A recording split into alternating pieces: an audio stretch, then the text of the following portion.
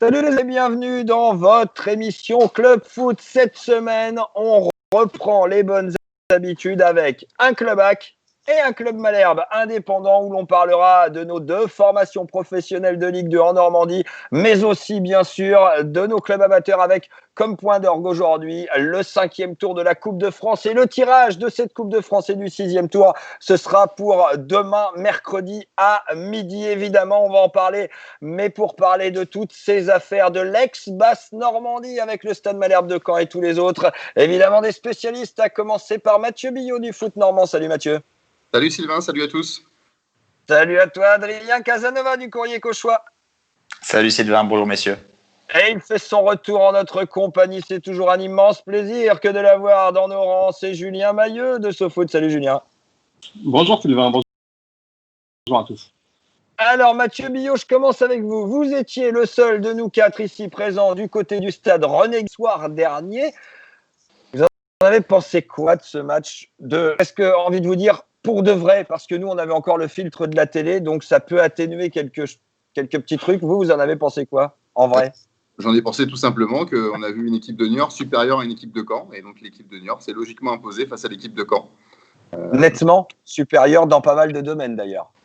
Oui, sur ce match-là, oui. Il faut bien le dire, nettement supérieur, même si des faits de jeu auraient peut-être pu permettre au Canet de revenir avec un point, avec ce pénalty non sifflé sur Yann Cour avant la mi-temps, cette balle d'égalisation de Kylian Nsona, mais sur l'ensemble des 90 minutes, il n'y a strictement rien à dire sur la victoire de Niort, qui a montré un bien beau visage, et un visage que je vois très peu souvent en Ligue 2 sur ce match-là.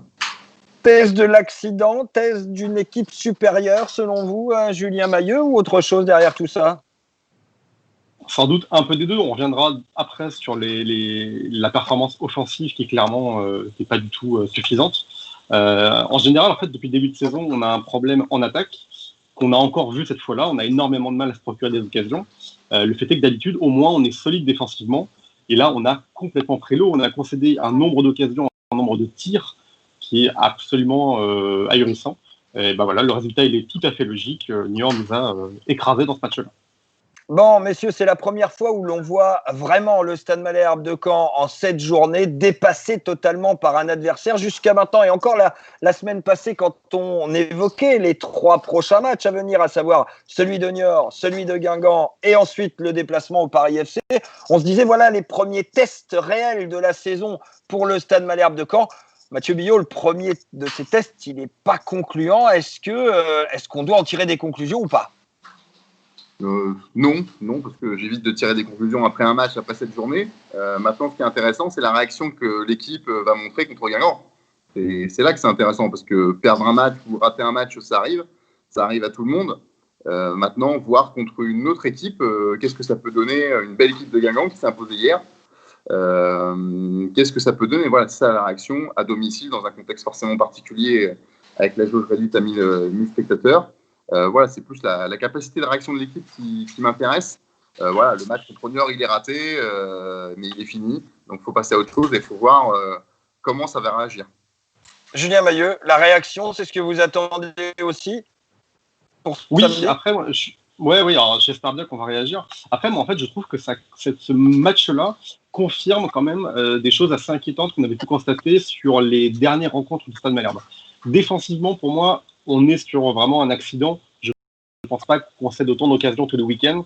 Là, vraiment, c'était catastrophique, mais je pense que, et en plus, on a dû compenser avec des absents. Normalement, on devrait revenir à quelque chose de plus solide la prochaine fois.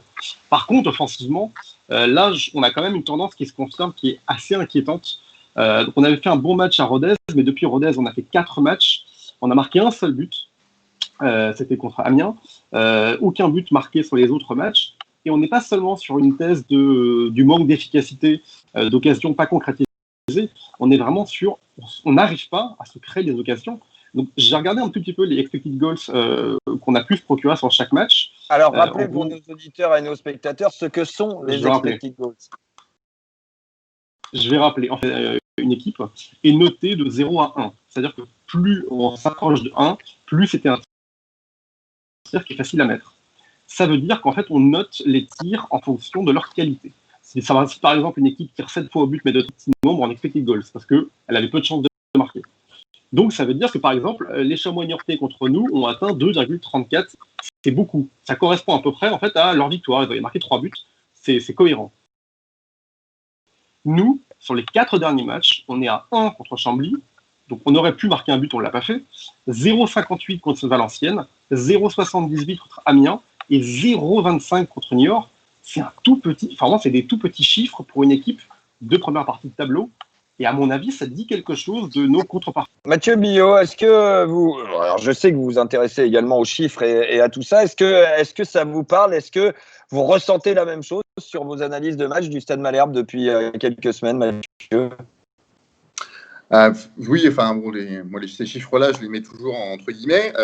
Moi, ce que je vois surtout, c'est que l'équipe de Caen, sur le début de saison, elle s'est construite à travers une identité défensive. Et c'est le fruit aussi d'une campagne de match de préparation qui n'avait pas été brillante dans ce domaine-là. Absolument. Et donc, il y a eu un changement radical à partir de la première journée, même à partir du dernier match de prépa contre Le Mans, avec un bloc solide, un bloc compact qui laissait très peu d'occasions à l'adversaire.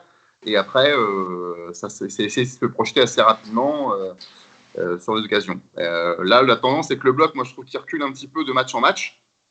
Des 5 mètres. La deuxième mi-temps contre Amiens avait quand même laissé entrevoir ce qui pouvait se produire à Niort. Voilà, et donc il faut faire attention, enfin, pour l'équipe de Caen, à ne pas s'enfermer dans une identité de jeu purement défensive. Et forcément, quand vous êtes mené au score, il faut proposer peut-être autre chose. Et là, ça devient un peu plus compliqué. Après, il y a des prestations individuelles au sein même du collectif qui sont en dessous de ce que je pense que le coach attend, le staff attend. J'allais y venir. Donnons quand même quelques exemples parce que, par exemple, on avait salué la qualité du milieu de terrain et de l'entrejeu canet sur la première période contre Amiens.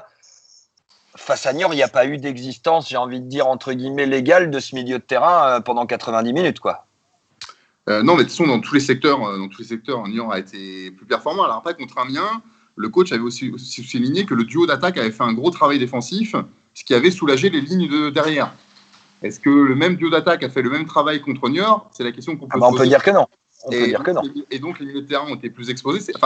Pour moi, c'est vraiment collectivement. C'est vraiment collectivement que ça l'a pas fait, même si on attend plus de certains joueurs. Donc, tout s'est mal goupillé.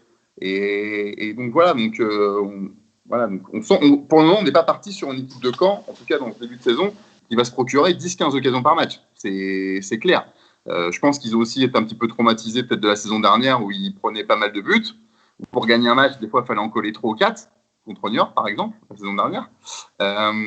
Donc là, ils ont décidé de changer, essayer de construire des vases.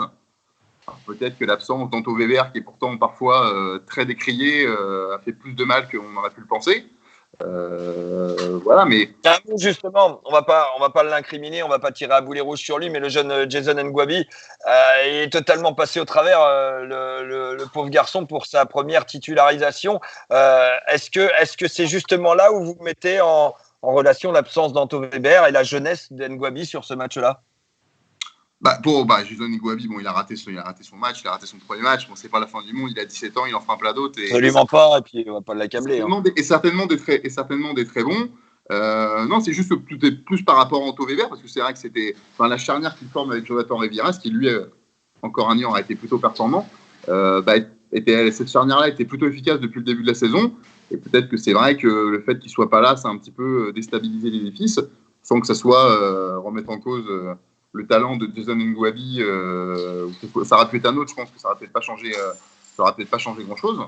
Mais voilà, vous avez peut-être besoin de ces cadres. Vous n'avez peut-être pas beaucoup de marge de manœuvre dans certains secteurs de jeu. Et après, vous avez décidé de lancer des jeunes. Et quand vous lancez des jeunes, des fois, acceptez que les jeunes parfois se plantent, parce que ça arrive.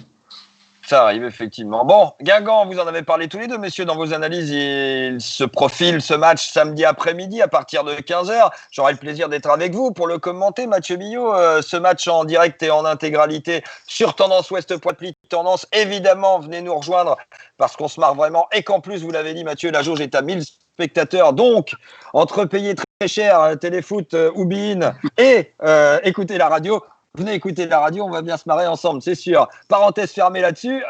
Maintenant, Guingamp, va falloir réagir. On parle tous de réaction, évidemment. Mais est-ce que Guingamp, finalement, avec une certaine idée de jeu, avec une certaine qualité aussi dans pas mal de domaines, comme ils ont pu le montrer hier contre Auxerre. Est-ce que c'est pas finalement un adversaire qui se prête à une réaction à domicile, Julien Mailleux? Je pense que si. Alors, moi, j'ai vu plusieurs matchs de Guingamp qui étaient quand même franchement pas fameux. Je les trouve vraiment. Hier, c'était moyen plus. C'était pas trop mal hier. Ouais, ça correspond plutôt à ce que j'ai vu. Alors, j'ai pas vu le match d'hier, mais ça correspond plutôt à ce que j'ai vu depuis le début de saison. C'est assez irrégulier. Ils ont quand même. Il n'y a pas d'idée directrice pour moi dans cette équipe-là. Donc, c'est une équipe qui se cherche encore. Il y a pas mal de remous en interne et on le sent. Je trouve que ça se ressent sur le terrain. Par contre, c'est une équipe qui est un peu plus prestigieuse que Niort. C'est un match sur lequel on doit se rattraper. Donc, c'est clairement, je suis d'accord, c'est un match sur lequel normalement, on doit faire beaucoup mieux, à la fois défensivement et offensivement. C'est un match assez prestigieux quand même pour la Ligue 2 qui doit nous inviter à nous rattraper. Qu'est-ce que vous attendez, Mathieu Billot, de cette équipe malherbiste samedi après-midi? Qu'elle remonte en partie le visage qu'elle a montré sur certains matchs précédents. Peut-être la première mi-temps d'Amiens. Quelques séquences de jeu contre Rodez, quelques séquences aussi de jeu contre Ajaccio. C'était plus ça. Hein. On avait souligné il faut d'être brillant, en tout cas la cohérence du début de saison. Absolument.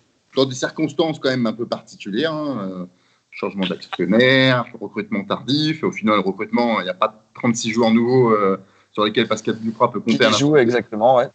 Donc voilà, moi j'attends ça parce que je trouvais que le début de saison avant Niort était plutôt cohérent. Donc ça correspondait un petit peu à ce que j'attendais. Donc s'il remontre ce visage-là, après il faudra voir aussi le niveau de l'équipe d'en face parce que Amiens c'était pas non plus une équipe qui a montré grand chose, ni Ajaccio. Donc il faudra voir quel visage montrera aussi l'équipe de Guingamp. Donc à voir tout ça. Ça permettra, je pense, autant Guingamp que le PFC de se donner une petite idée, de savoir quand peut-être un candidat au top 5. J'allais y venir, on en parlait avec nos camarades consultants dans cette même émission, messieurs. On parlait de tests sur les 3 matchs à venir, donc celui de Niort, celui de Guingamp et celui de Paris FC. C'est ça dont vous parlez, Mathieu Billot, le test pour savoir si Caen on a dans le gilet pour être dans les 5 premiers? Souvent, on dit qu'on fait une première photographie au bout de 10 journées. Après PFC, ça fera 9. Suivront Nancy et après la fin internationale, le derby contre le Havre. Donc je pense qu'après la 11e journée, vous aurez une idée à peu près de où vous pouvez vous situer. Et pour l'instant, votre idée, elle situe le Stade Malherbe de Caen où pour l'heure? Pas dans les 5 premiers en tout cas. Mais c'est juste une Julien Mailleux, pareil? Pas dans les 5 Je suis d'accord, j'en ai parlé tout à l'heure. Pour moi, une équipe qui n'est pas capable de se procurer davantage d'occasions ne peut pas viser les 5 premières places. Défensivement, je suis d'accord avec Mathieu, défensivement, c'est cohérent.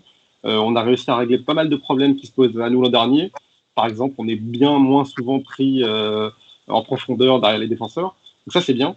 Mais une équipe qui arrive à se procurer aussi peu d'occasions et à marquer aussi peu de buts que sur les 4 derniers matchs, on peut clairement pas espérer monter, non, en effet.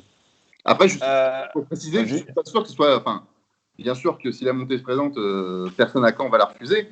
Mais je ne suis pas sûr que ce soit un objectif affirmé et déclaré. Au-delà d'être l'objectif, vous en parlez tous, et on en parlait tout à l'heure avec les camarades dans Clubac, messieurs. Cette Ligue 2, elle est tellement homogène, là, tout de suite, que finalement, Caen, comme le Havre, font tous les deux partie d'un gros top 8, d'où peuvent se dégager n'importe quelle formation, finalement, aujourd'hui. C'est un top 12, voire un top 15, faut pas se tromper. J'ai du mal avec la TVA et tout ça, j'étais sur 8, 12, je ne sais plus exactement. L'équipe de Niort, pour connaître un petit peu le club de Niort, mais je ne sais même pas s'ils seraient en mesure de monter en Ligue 1 compte tenu de ces infrastructures. Et ça ne les empêche pas d'être deuxième et de proposer un football plutôt sympathique sur la rencontre de samedi. C'est pareil, le PFC, qui a fait un très bon recrutement, mais l'année dernière, il sauve un peu rack. Niort, on n'en parle même pas, ils sont sauvés pour 4 buts. Donc c'est vraiment homogène. Les gros ou supposés gros, où on les présente comme gros parce qu'ils ont un palmarès, un nom, Guingamp, Caen, Le Havre, Auxerre, ils sont dans la deuxième partie. On a trop tendance à juger les clubs par rapport au nom qu'ils ont et au nom de leur effectif qu'au potentiel réel de leur équipe. Absolument, absolument.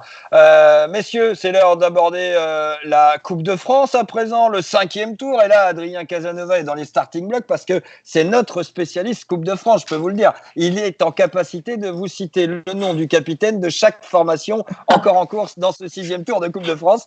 Adrien Casanova, tout à l'heure, avec nos camarades de Clubac, on a fait un peu les tops et les flops du 5e tour en Haute-Normandie. Venons-en maintenant au sud de la Seine et à la Basse-Normandie. Quel est votre top et votre flop, Adrien du Courrier Cauchois, pour ce 5e tour de Coupe de France côté bas-normand? Côté bas-normand, dans les tops, je mettrais Avranches, sûrement, qui a confirmé et obtenu une qualification solide. Et puis dans les flops, alors je ne sais pas si on peut parler de flop puisqu'ils ont obtenu leur qualification, mais Saint-Lô qui a dû patienter jusqu'à la séance des tirs au but pour franchir ce tour-là et aller au tour suivant, au 6e tour. Donc bon, alors c'est un flop relatif. On sait que la Coupe de France est toujours difficile. On en a parlé déjà tout à l'heure dans le Clubac. Mais encore bon, plus depuis qu'il n'y a plus de prolongation. C'est encore plus compliqué pour les gros. Exactement. Les équipes inférieures ont tendance à essayer de fermer le jeu au maximum pour essayer d'aller accrocher cette séance de tir au but où là c'est plutôt, on le dit souvent, une sorte de loterie. Bon voilà. Après, malgré tout, ils ont tenu leur qualification, mais ça serait entre guillemets le flop que je pourrais avancer. Mathieu Billot, vous avez battu les terrains de Basse-Normandie le week-end dernier. Votre top et votre flop de ce 5e tour? Eh ben, mon top, je vais donner un terrain sur lequel j'étais, ça sera plus simple comme ça. Donc mon top, c'est le parcours de Troyes qui s'est fait éliminer donc par l'US Avranches, comme mentionné par Adrien. Voilà, un club de R3 qui fonctionne un petit peu à l'ancienne, mais qui fonctionne très bien et qui propose du très bon football. Franchement, c'est un club comme on les aime.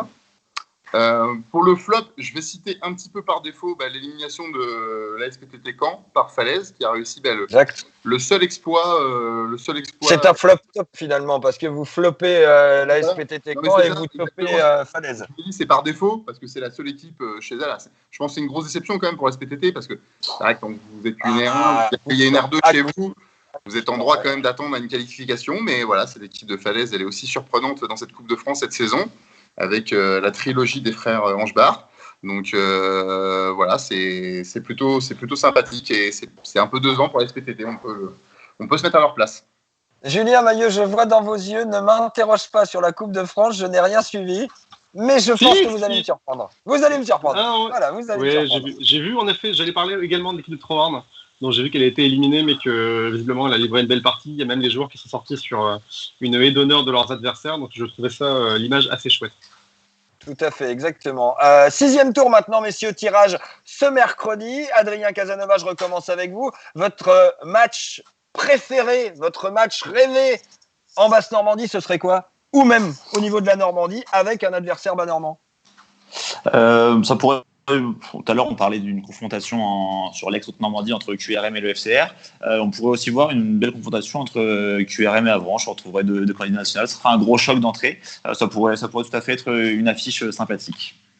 Et pour vous, Mathieu Billot du foot normand, votre match qui vous ferait saliver, celui où vous seriez à coup sûr? Et je suis en train de regarder et je me dis pourquoi pas un petit Saint-Lô-Avranches. Saint-Lô-Avranches, dans la Manche, exact, pour les deux. Ouais, ça pourrait être pas mal, effectivement. Julien, vous avez un match rêvé aussi? J'allais dire la même chose, j'allais dire Avranches-Saint-Lô. Avranches-Saint-Lô. Alors, Avranches-Saint-Lô, c'est pas la même quand même, parce que ce serait beaucoup plus compliqué pour Saint-Lô. Déjà que ça le serait à la base, mais là, pour du coup, d'aller à Avranches, ce serait difficile et ils pourraient même pas y aller de toute manière. C'est pas possible. C'est pas possible parce que ce sera forcément Saint-Lô-Avranches chez notre camarade Thibaut, effectivement. Bah oui, il y a 2 divisions d'écart. Merci messieurs d'avoir réinauguré ce club Malherbe, séparé à nouveau de son frère jumeau du Clubac, des émissions que vous pouvez retrouver en continu sur la plateforme de podcast de tendanceouest.com et sur toutes les applis Tendance. Sortiront dès ce soir, dès ce mardi pour tous les passionnés de foot. Et rendez-vous, évidemment, notez dans vos agendas. Je serai avec Mathieu Billot samedi après-midi à partir de 15h sur tendanceouest.com et toutes les applis pour vous commenter. Stade Malherbe de Caen, en avant Guingamp. D'ici là, passez une très bonne semaine. Foot, évidemment. Salut.